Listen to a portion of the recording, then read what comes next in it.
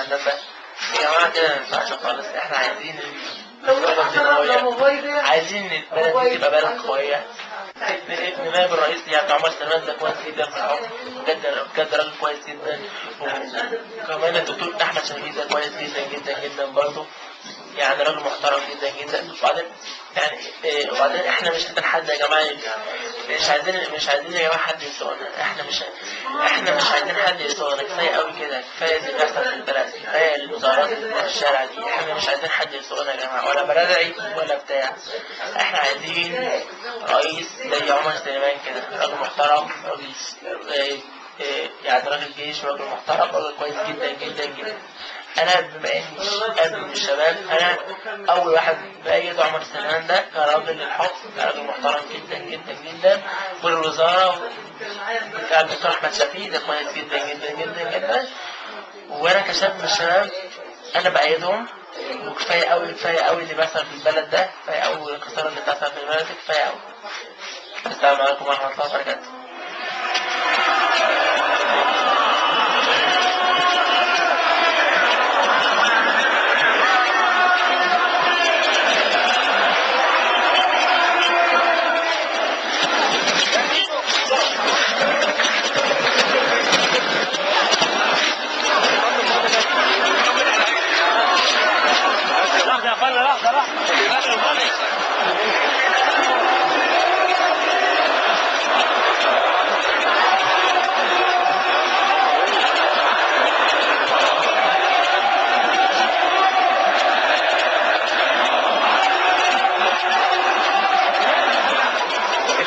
كلها دي اللي طالعه، الاعلانات اللي طالعه دلوقتي طالعه تقول يسقط النظام. كفايه على حسن مبارك كده خلاص انتهى. احنا عايزين مش هنقتله ولا هنذبحه ولا هنحاكمه، بس يرحل ويقول عننا، وبعد كده بقى يجيبوا الانتربول. الناس اللي طالعه مش هتمشي الا لما النظام يرحل بالكامل. هنديهم فرصه، هو يمشي النهارده والباقيين نديهم فرصه 2 شهرين 3 لغايه لما ديونه ترحل ورا منه. لكن هو لازم يرحل النهارده قبل بكره، يرحل النهارده قبل بكره.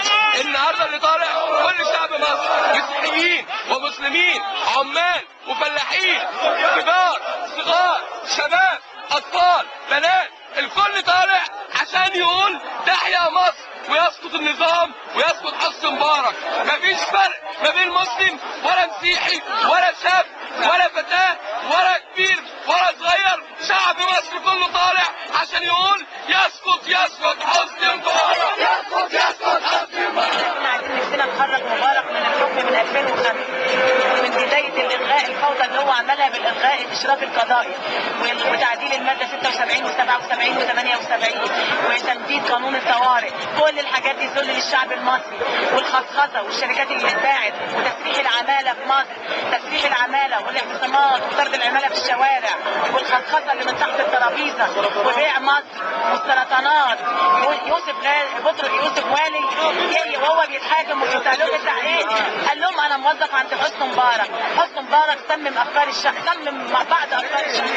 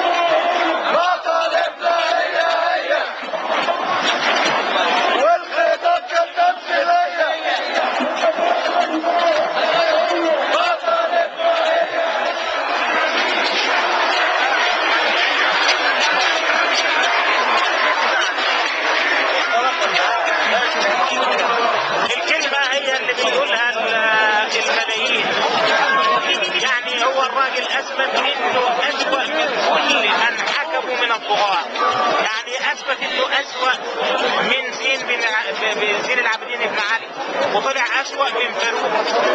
انت يعني ما فيش اي مبرر لبقائه، لكن هو بيراهن على الوقت.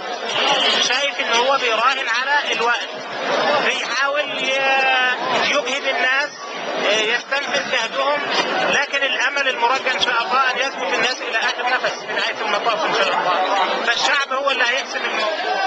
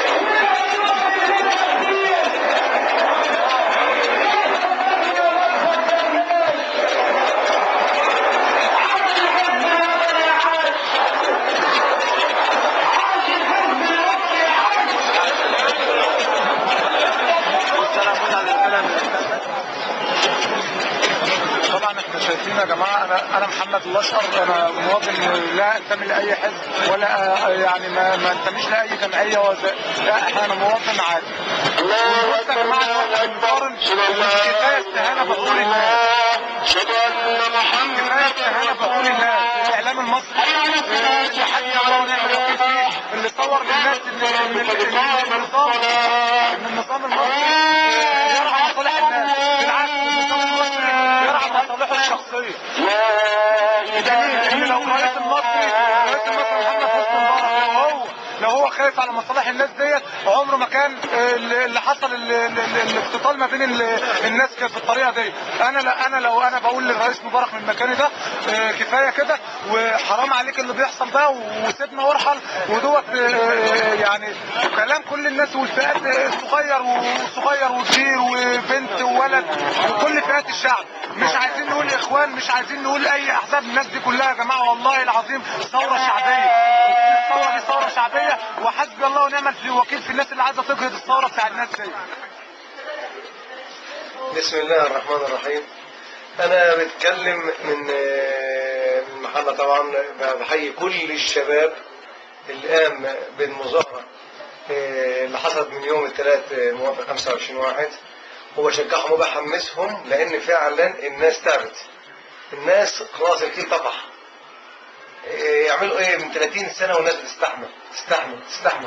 فالمظلوم لما بينفجر خلاص ما حدش يقدر يوقفه، خلصت انتهت. يجي بقى يقول لك انا خلاص هنفذ لكم اللي انتوا عايزينه. انت كنت فين من الاول؟ معين كل الوزراء حراميه، كان فين الرئيس؟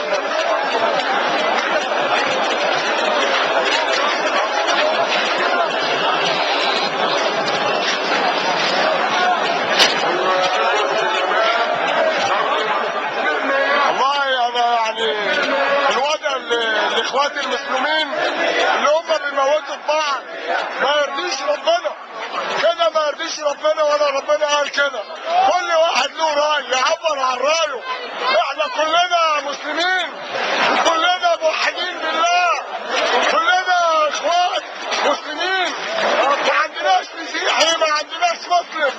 احنا بنقول كلنا عند الوطن وعلم مصر كله دم، واحنا ربنا يهدينا كلنا ويعبر عن رأي الجماهير الشريفة، الجماهير المخلصة اللي انا كنت بعيط على اخواتي اللي انا ما اعرفهمش، اخواتي المسلمين الموحدين بالله.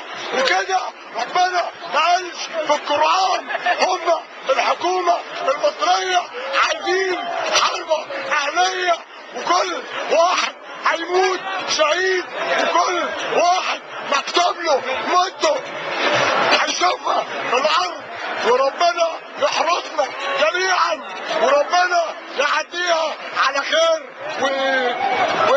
وبنقول احنا راجل هنا لوحده، احنا قاعدين شارع لوحده قاعدين. فوق تخرج الجموع، الشيوخ والشباب والأطفال والنساء، الكل ينادي والكل يطالب بمطلب واحد، هو يسقط حسني مبارك. يكفي 30 عام، يكفي 30 سنة من الاستبداد، 30 سنة من الفساد، و30 سنة من القمع، 30 سنة من ضياع دولة وحكم مباحث أمن الدولة. ثروات مصر ضاعت، ومكانة مصر ضاعت. خرج الشعب اليوم، ونأمل أن يكون آخر يوم، نأمل أن تكون جمعة الرحمن.